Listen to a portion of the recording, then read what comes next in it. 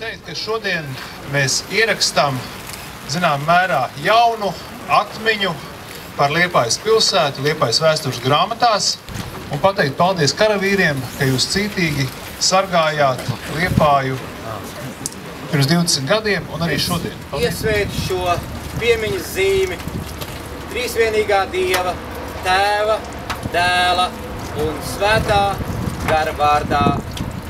Āmen.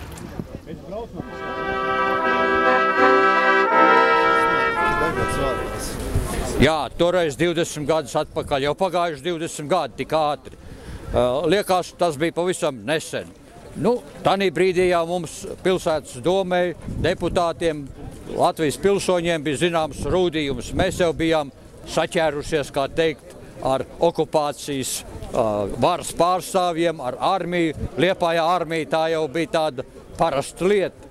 Un šis notikums, tas bija ļoti nopietns notikums. Mēs apzinājāmies to nopietnību, to risku, ar kādu Latvijas zemesargi, Latvijas pilsoņi iet uz šo pasākumu. Bet Latvijas valstiskums bija jānotur, jāizstāv, un šis Liepājas ostas status sevišķi bija jāpasvītro.